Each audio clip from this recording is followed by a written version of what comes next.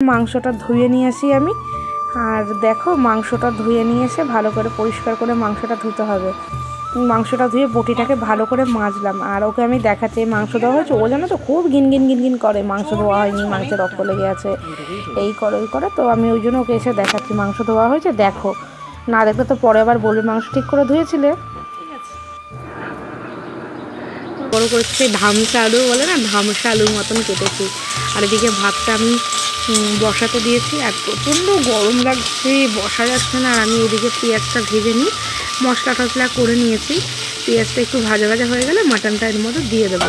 তারপর মশলা দিয়ে সব কিছু দিয়ে একটু ঘরে যাব। আর এদিকে আমি চর্বিটাই দেখো আলু ভেজে রেখে চর্বিটা এই সাইডে দিয়ে দিলাম, কারণ চর্বিটা এখন দিলে তো এরার কুল কিনারা কিছু খুঁজে পাওয়া যাবে না, প্রচণ্ড তেল হয়ে যাবে, মাংস খাওয়াই যাবে না। তাই চর্বিটা আমি দেখছি। আর এই দেখো এই মাংসটার সঙ্গে চর্বিটা লাগা আছে।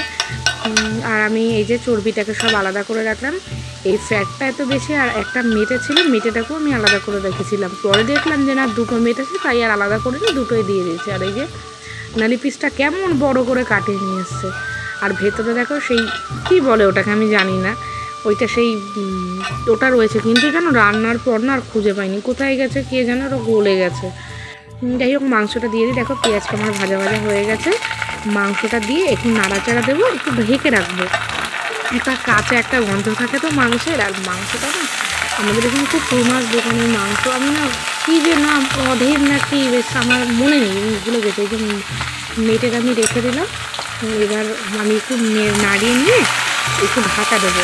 আর এদিকে আমার ভাতটা ফুটে দিতে জানো তো, ভাতটা ফুটে দিয়ে ভাতটা কমিয়ে যাবো। আর বারবার এত মেঘ করছে জানো না, বারবার জামা কাপড় কেটে দিয়েছি, আর বারবার করে ফুল করছে আর মেল করছে। একবার যখন তুলে মেললাম আমি এসে, ও মা জানো সঙ্গে সঙ্গে দেখি রোদ উঠে গেছে, আবার গিয়ে ঝিলে দিয়ে আসলাম। ভালো লাগে বলো, কিন্তু কিছু করার নেই, বর্ষাকালে তো এটাই হবে। আর জামা কাপড় ভেজে যদি ঘরটানটাকে একটু নাড়া দিয়ে এবার গ্যাসটা একদম কমিয়ে দেবো। কমিয়ে আমি হাত ধুয়ে একটু ঘরে গিয়ে বসবো। বলছি না প্রচণ্ড গরম লাগে, একই কথা বারবার বলছি, প্রচণ্ড গরম জানো না। আর এখন আজ কিন্তু অনেক বেলা হয়ে গেছে। আমার মাংসটা সম্পূর্ণ কষানো হয়ে গেছে, দেখো তেল ছেড়ে দিয়েছে।